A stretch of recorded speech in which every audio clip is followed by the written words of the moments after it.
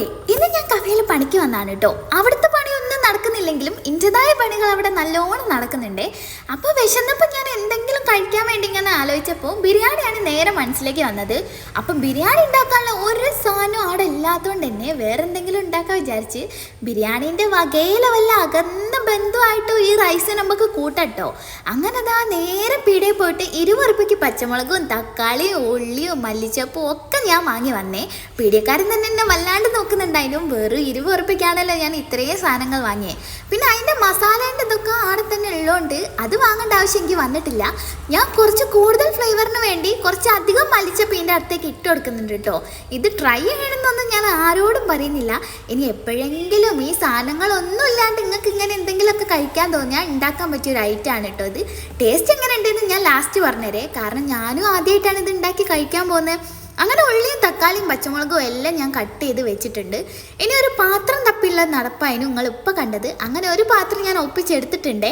ഇതുപോലെയുള്ള സാധനങ്ങളൊന്നും ഇവിടെ ഉണ്ടാക്കാൻ ആവശ്യമില്ലാത്തതുകൊണ്ട് പാത്രം കിട്ടാൻ ഇത്തിരി ബുദ്ധിമുട്ടായിരുന്നു. പിന്നെ കിട്ടിയ പാത്രം കൊണ്ട് ഞാൻ ഒപ്പിച്ച് അരി ഞാൻ വെള്ളത്തിൽ അവിടെ ഇട്ട് വെച്ചിട്ടുണ്ട് കേട്ടോ. അതിൻ്റെ ഒരു ആവശ്യമില്ല. ഞാൻ കഴുകി വെച്ചപ്പോൾ കുറച്ച് വെള്ളം അതിൻ്റെ അകത്ത് ഒഴിച്ച് അത്രയല്ലേ. അങ്ങനെ ഇതാ അടുപ്പല്ല ഗ്യാസ് കത്തിച്ചിട്ട് പാത്രം അതിൻ്റെ മുകളിൽ വെച്ചിട്ടുണ്ട്. ചൂടായി വന്നപ്പോൾ കുറച്ച് എണ്ണ ഒഴിച്ചു കൊടുത്തേ. എണ്ണയ്ക്ക് എന്തോ ആ ബോട്ടിൽ നിന്ന് ഇങ്ങോട്ട് വരാൻ ഭയങ്കര മടി കേട്ടോ. പിന്നെ അത്യാവശ്യം തോനെ എണ്ണ ഞാൻ ഒഴിച്ചു കൊടുത്തിട്ടുണ്ട്. അതൊന്ന് ചൂടായി വരുമ്പോൾ നമ്മൾ അതിൻ്റെ ഈ പട്ടയും ഗ്രാമ്പൂ അങ്ങനത്തെ സാധനങ്ങളൊക്കെ ഇട്ടിട്ട് ഇളക്കുക. നല്ല തീയുള്ള പാട്ടോ ഞാനിതിട്ട് മൊത്തത്തിൽ പുക അങ്ങ് വന്നോട്ടിട്ടോ. അങ്ങനെ തീയൊക്കെ കുറച്ച് ജസ്റ്റ് ഒന്ന് അതിലിട്ടൊന്ന് സോട്ട് ചെയ്യാന്ന് പറയില്ലേ, ഒന്ന് അങ്ങോട്ടും ഇങ്ങോട്ടും ഇളക്കിയിട്ട് ബാക്കിയുള്ള ഇൻഗ്രീഡിയൻസ് ഞാൻ ഇടാൻ നോക്കിയിട്ടോ. ഈ ഉള്ളിയും തക്കാളിയും ഒക്കെ ഞാൻ ഒരുമിച്ചാണ് ഇട്ട്, ഒന്നും ഞാൻ സെപ്പറേറ്റ് ഇട്ട് വഴറ്റിയിട്ടൊന്നുമില്ല.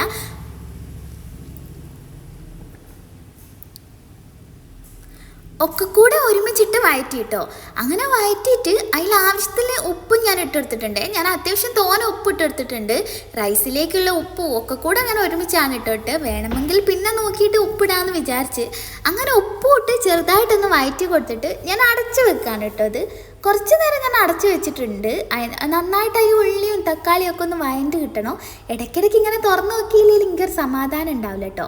അതിൻ്റെ ഇടയ്ക്ക് എനിക്കൊരു കോഫീൻ്റെ ഓർഡർ വന്ന്, അപ്പോൾ ഞാൻ അത് ഇവിടെ ഉണ്ടാക്കുന്നുണ്ട്. ഈ ബ്രൂ കോഫിയാണ് കേട്ടോ ഞാനിവിടെ യൂസ് ചെയ്യൽ.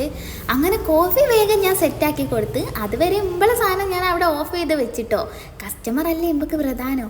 അങ്ങനെ കോഫിയൊക്കെ കൊണ്ടു കൊടുത്തതിന് ശേഷം പിന്നെയും വന്ന് ഗ്യാസ് കത്തിച്ചിട്ട് ഒന്ന് അപ്പോഴേക്കും നമ്മൾ ഉള്ളിയും തക്കാളിയൊക്കെ വാങ്ങിച്ചിട്ടുണ്ട്. അതിലേക്ക് മഞ്ഞൾപ്പൊടിയോ മുളക് പൊടിയോ പിന്നെ ഞാൻ അതൊന്ന് ഇട്ട് ഇളക്കിയതിന് ശേഷമാണ് കേട്ടോ ഞാൻ ഈ അരി ഉണ്ടാത്തിടുന്നത്.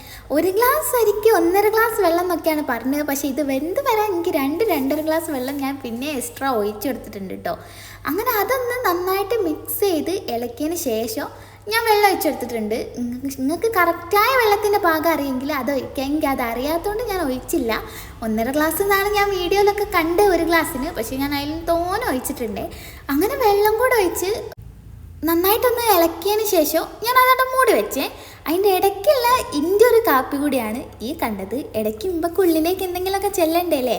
പിന്നെ ഞാൻ ചിക്കൻ പൊരിക്കാൻ വേണ്ടിയിട്ട് ഒരു ചെറിയ പീസ് ചിക്കനും ഉപ്പും പിന്നെ ഇവിടെ പെരി പെരി മുളക് പൊടി ഉണ്ട്. മുളക് പൊടി പോലത്തെ ഒരു പൊടിയാണ് കേട്ടോ, പെരി പെരി പൗഡർ എന്ന് പറയും. അതും ചില്ലി ഫ്ലേക്സും നമ്മൾ മഞ്ഞൾപ്പൊടിയും മുളകും പൊടിയും കൂടെ ഇട്ടിട്ടാണ് കേട്ടോ ഞാനിത് ഫ്രൈ ചെയ്യാൻ പോകുന്നത്. ഇത് കുറച്ച് നേരം വെച്ചാലൊക്കെ നല്ലതാണ്. ഞാൻ നാരങ്ങ നീരും കൂടെ പിഴിഞ്ഞെടുത്തിട്ടുണ്ട്. എനിക്ക് പിന്നെ വെക്കാനുള്ള ക്ഷമയൊന്നും ഇല്ലാത്തതുകൊണ്ട് ഞാൻ അപ്പം തന്നെ എടുത്തൊക്കെ പൊരിച്ചിട്ടുണ്ട് കേട്ടോ. പാനിൽ കുറച്ച് ഓയിൽ ഒഴിച്ചിട്ട് അതിലേക്ക് ചിക്കൻ പീസ് വെച്ചെടുക്കുകയാണ് കേട്ടോ ചെയ്ത്. അപ്പോഴേക്കും നമ്മൾ റൈസ് ഇവിടെ വെന്ത് വന്നിട്ടുണ്ട്. പക്ഷേ ഇത് ഇനിയും വേവാണ്ട്. ഞാൻ നേരത്തെ പറഞ്ഞില്ലായിരുന്നു ഞാൻ പിന്നെയും വെള്ളം വെച്ചിട്ടുണ്ട് എന്ന്. ഇങ്ങനെ ആയി കണ്ടപ്പാണ് കേട്ടോ ഞാൻ പിന്നെയും വെള്ളം വെച്ചത്. അപ്പോൾ ചിക്കനും അവിടെ റെഡി ആകുന്നുണ്ട്, റൈസും ഇവിടെ റെഡി ആകുന്നുണ്ട്. ഏറെക്കുറെ ഒരു 30 മിനിറ്റിൽ കൂടുതൽ എടുത്തിട്ടുണ്ട് കേട്ടോ എനിക്കിത് ആയി സെറ്റായി വരാൻ. ചിക്കൻ പെട്ടെന്ന് ഫ്രൈ ആയി വന്നിട്ടുണ്ട്. റൈസും ഇവിടെ റെഡി ആയിട്ടുണ്ട്. ഇനി ഇതിലേക്കുള്ള ഡിസൈൻ വർക്കിൻ്റെ പരിപാടിയിലാണ്. പെട്ടെന്ന് തലയിൽ തോന്നിയ ബുദ്ധി വെച്ചിട്ട് ഞാൻ പ്ലേറ്റിൽ ഇങ്ങനെ ഒരു സംഭവം ചെയ്ത് വെച്ചിട്ടുണ്ട്. നമ്മളെ കുക്കുംബറാണ് കേട്ടത്. കുക്കുംബർ ഇങ്ങനെ ചെറുതായിട്ട് കട്ട് ചെയ്ത് മുടി പോലെ വെച്ചെടുത്ത് പിന്നെ ആ ചുണ്ട് വെച്ചെടുത്തത് ടൊമാറ്റോ ആണ് കേട്ടോ. നമ്മൾ തക്കാളി ഇല്ലേ. അങ്ങനെ നമ്മൾ ഐറ്റം ഇവിടെ റെഡി ആയിട്ടുണ്ട്. ഞാൻ കഴിച്ച് നോക്കി, അത്യാവശ്യം നല്ല ടേസ്റ്റ് ഉണ്ട് കേട്ടോ. ലുക്ക് വൈസ് ആ ചിക്കൻ ഇവിടെ അൽഫാമിൻ്റെ ഒരു കട്ടൊക്കെ ഉണ്ട്. ഏറെക്കുറെ ടേസ്റ്റും അങ്ങനെ ഉണ്ട്. പെരി പെരി മസാല ഇട്ടുകൊണ്ടാണോ എന്ന് എനിക്കറിയില്ല. അപ്പം ഞാനിത് കഴിച്ച് നോക്കിയിട്ടുണ്ട്. കുഴപ്പമില്ല, ഞാൻ എന്തുണ്ടാക്കിയാലും മസാല കുറച്ച് കൂടുതലുണ്ട്. ഇനിയും അതൊരു പ്രശ്നം മാത്രമേ ഉള്ളൂ. അതൊരു പ്രശ്നമായിട്ട് കൂട്ടാനൊന്നും പറ്റൂല കേട്ടോ. അപ്പോൾ ഇതാ ആ ഫുഡൊക്കെ കഴിച്ച് കഴിഞ്ഞ് കുറച്ച് നേരം അവിടെ പോയി ഇരുന്ന്, കസ്റ്റമർ ഒന്നും ഇല്ല. അപ്പോൾ പിന്നെ കാണാവേ, ബൈ.